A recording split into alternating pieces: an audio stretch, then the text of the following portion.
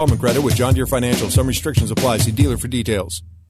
Ocala's information station, 1370 WOCA. Ocala.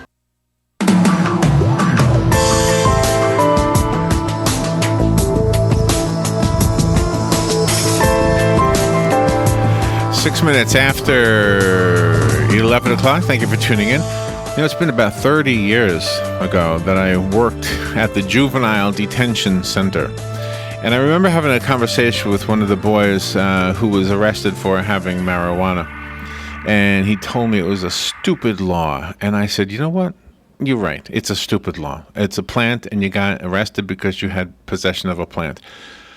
But it is the law, and you can say it's stupid, but until that's changed, until it's not the law, you're still going to be in jail. So it's kind of stupid to break the law for something like that, Yeah. and it goes on and on. So what you need to do is you need to get together with other people who agree with you and change the law. 30 years later, the laws still haven't changed, and not that that young man should have been the one who spearheaded it, but you know, you've had people saying this at all levels of government forever, and now the last couple of years you've seen some changes in some states. This past Saturday at an event here in Ocala called Light Up Ocala, for our guest who's listening in, she probably gets a chuckle out of that's the name, but that's when we light up the lights. Yes. For the season. Anyway, there was a young man and a young woman, and they had a clipboard, and they were gathering signatures to put the issue of legalizing medicinal marijuana, I believe it was, Yes. on the ballot. And so, of course, I signed it. I mean, if it's on the ballot, it would be up to the people then to decide. Lindsey J. Weidenbach is on the phone. She's an attorney with the law firm of Jeffers, Danielson, Son, and Aylward. Is that right? Yes. In Wenatchee, Washington. Wow. Everybody's in the West Coast today. They're all getting up early to be with us. There are complexities with the marijuana laws, and she's going to explain this to us. Good morning, Lindsey. Guys, How are you? I'm doing well. Yeah, it is a little early over here, but starting my day off right. So one of the things that was said by the lady with the clipboard to try to persuade me to sign it, which I had no problem signing. She didn't have to persuade me. But one of the things she said was that was it the state of Colorado is making all kinds of money from taxes, and they're being able to fix roads they couldn't fix before. Is that all true? It is true to a certain extent, yes. The states are pulling in a good amount of money on the taxes for this. Colorado's taxes can be used for transportation and other measures. Washington State limited the use of marijuana taxes to more educational-focused projects. Now, one of the things I heard was that because of the steep taxes, there's actually still a black market for marijuana. The tax-free marijuana, you'd have to buy it illegally. Mm-hmm. Is that true? Is that part true? In Washington, it was true. We're hoping that it's gotten better. We had a double taxation. There was a 25% excise tax on selling to a processor, and then when your processor packaged your marijuana and sold it to a retailer, there was another 25% tax, and that made it so that the recreational marijuana was about twice the black market price. It's gone down because they've eliminated one of those levels. And you also have to address the issue of the people that actually grow the marijuana. There has to be laws for that also from an agricultural standpoint. Right. Yeah, and it's been kind of a fun experiment. Obviously, the states, this is the first time anybody's had recreational marijuana since the 1930s. So it was sort of a test and go kind of theory. This is our best guess on how it's going to go. And then as we progressed and we saw issues, you saw the legislature change the rules in order to meet the needs and the goals. So before we began, I didn't even ask you your thoughts on it. Do you like it being legal, or do you wish, or would you rather it still be illegal? And in the state of Washington, it's recreational as well as medicinal. Those are both now legal.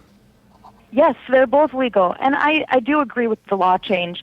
It doesn't make good logical sense to, as you know, when you opened, you said that story about the juvenile who was put in jail. That can change somebody's life. Yeah. And for a plant, and right. You know, if we're going to have medicinal marijuana, recreational is the next step, and I do agree with it. In Washington here, we have both medical marijuana and recreational, and they're rolling those laws into one another to make them more cohesive. Are the banks having an issue with allowing marijuana growers to open accounts? Absolutely.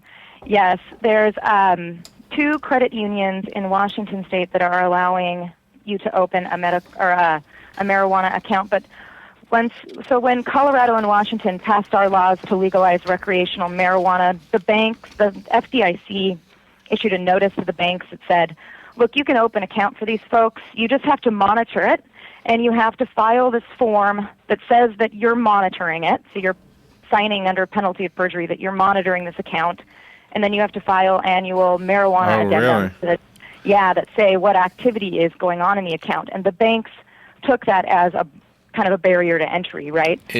Wow. Is the federal government bullying the state government? Is that what's happening there? I don't know if I'd call it bullying. I would call it fear. Yeah. But so the federal law is still in place. On a federal level, you can still be arrested for having marijuana, but on a state level, you can't. Is that? Do I understand that right? That's correct. Wow. So, gosh, who would arrest me if I was in Washington? Yeah. I mean, would there be a federal agent or something that could arrest me? If the local guys, the state, if sanctioned state agencies, officers. yeah. Mm-hmm. It would be an odd situation. The Attorney General the federal Attorney General issued a notice to all of the state Attorney General saying, as long as these guys are staying within a well-regulated state law, so if the states, if the states have put up good laws, and if grower of marijuana or retailer of marijuana is staying within those parameters, you're not to arrest them. This, of course, is a non-binding letter, so it doesn't do a whole lot to help people in their comfort zone. But what would have to have happened is that a federal investigation happened, and then you were arrested. Okay. Are there any tax are there any tax credits for marijuana growers? I mean, because it is for medicinal purposes. Right. It's still a controlled substance under the federal laws, as we were just discussing, and so it is. There's a provision of the Internal Revenue Code called number 280E, and what 280E says is that if you're trafficking in any controlled substance, you can't take deductions for anything other than cost of goods sold. Oh. So any of your startup costs, they're not deductible. Employee costs, not deductible. So what we're trying to do here at JDSA is put together a bucket. There's 2 buckets, non-deductible expenses, and then anything we can put into cost of goods sold within the very little guidelines that we've gotten from the IRS, and to help these guys out with their taxes. Wow. Okay. So how do we help? I mean, you're speaking to us in Florida. I mean, are you on the phone on a radio station in Florida to get us to write letters to Congress, or what? How can we help? Mm-hmm. Yeah, just to get the word out there. I do think that we will see a cascade of states put this on the ballot. We just saw Ohio shoot theirs down. Alaska and Oregon approved theirs. But it's such a West Coast focused, recreational, at least, right now, field. Yeah, and so I wanted to do this interview in Florida to spur people to maybe just think about it. Let me just tell you one thing that I've heard expressed by listeners, and see if you know the answer to this. When we have alcohol, we have a way for law enforcement to measure the amount of alcohol in our system. And therefore, if you're driving under the influence, you can be in trouble. Is there a way to measure marijuana in somebody's system in that same way? So that we would have a law that says, look, you can't smoke and drive or something like that. Right. And Washington has that law. You can't smoke and drive. There's unfortunately not a field test, but what the police officer would likely do is if they smelled marijuana and the driver looked impaired, they'd take him in for a blood test. Oh, there you go. Okay, so there's a blood test. That's the way you can. I got you. Yeah, okay, they all right. take him in for a blood test, yeah. All right. Well, that should satisfy, I guess, the folks down here that are having a problem with it. Right. I believe that the lady with the clipboard was soliciting for recreational marijuana. Yeah, I think so. I think so. Or both, maybe. Well, Lindsey, thank you for getting up early. Thank you for taking time to talk about this, and give us a website so we can maybe look into this more or get in touch with you. Yeah, of course. Our website at JDSA is www.jdsalaw.com. JDSAlaw.com. Okay, excellent. Yep. Lindsey, thank you for being on the air with us today. Yes, thanks so much, guys. All right, Have a good one. We'll be right back. The weather is brought to you by myfwc.com. Safe boating is no accident. It'll be breezy and cooler on this Monday with sunshine and a few clouds. Highs in the mid-60s to low 70s. And partly cloudy tonight, lows ranging from 44 in the coldest inland spots to 61 at the coast. Times of clouds and sun tomorrow. There may be a shower along the coast, the high 69 to 73. Wednesday, times of sun and clouds and breezy with a couple of showers around high 76 to 80. From the Florida Weather Center, I'm meteorologist Joe Lundberg. If you're anything like I was, the thought of getting